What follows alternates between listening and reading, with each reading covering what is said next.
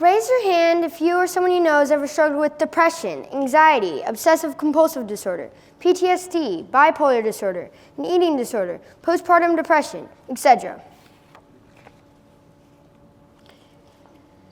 If you feel comfortable, raise your hand if you have ever personally struggled with a mental health disorder. This can include the ones I just listed or one of the other hundreds of disorders that exist.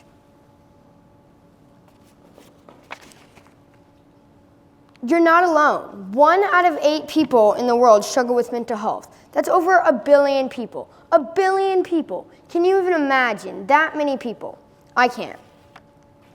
Mental health disorders like depression and anxiety affect the way we think and feel.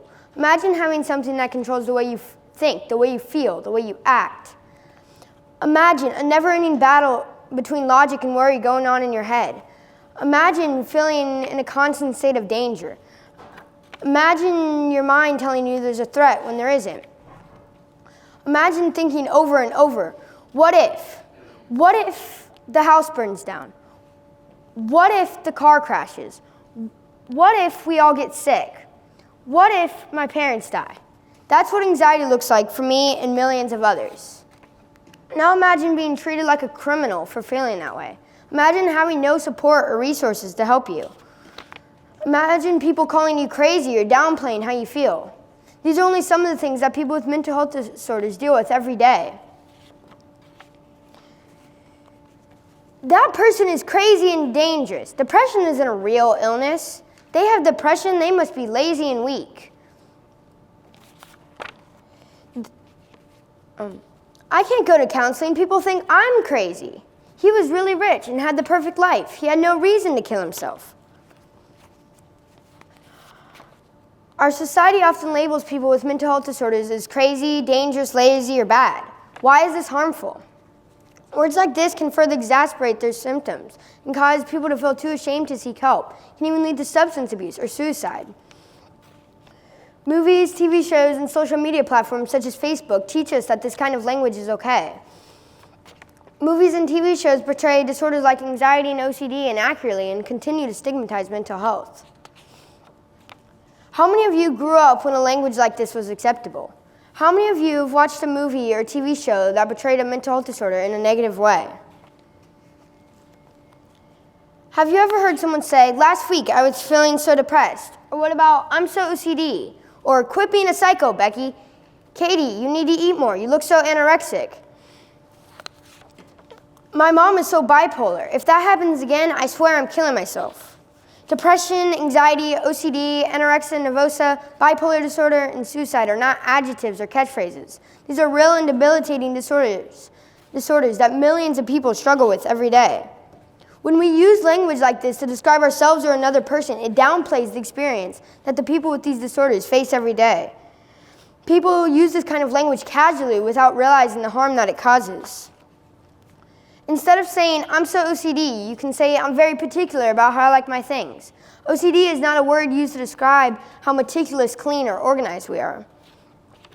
Anorexia is a real mental health condition. It should never be used to describe someone that is thin. Instead of saying, "My mom is so bipolar," you can say, "My mom is frustrating and annoying." Suggesting that you will kill yourself when frustrated or embarrassed is insensitive and wrong to someone who experiences suicidal thoughts.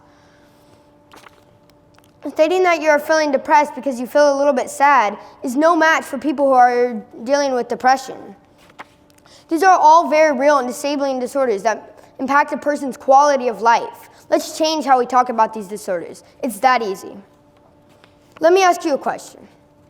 Why don't we treat mental health disorders the same way we do for other illnesses and disorders, such as cancer, heart disease, diabetes? Let me tell you why. Our society doesn't think it's important.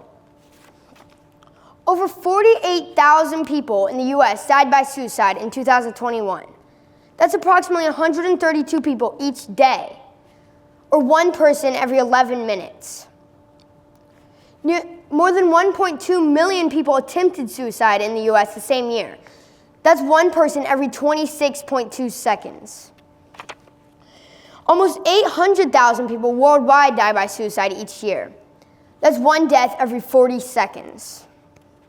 So yeah, it's a little important.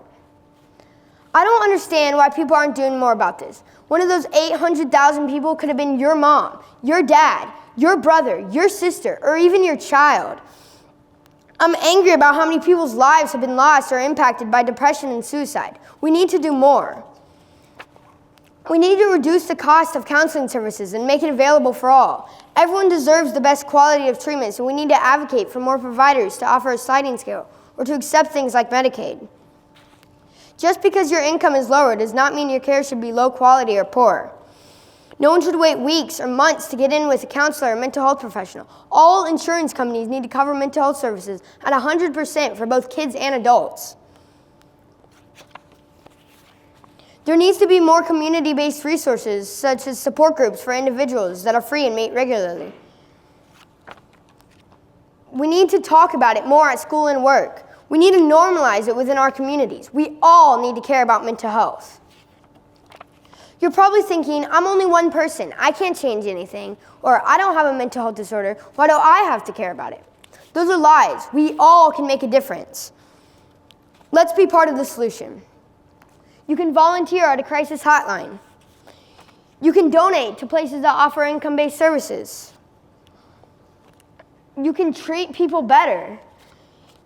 You can normalize mental health by sharing your story or experiences with others. You can change your language. You can learn about mental health disorders like depression and anxiety to better understand them. I did not choose to have anxiety.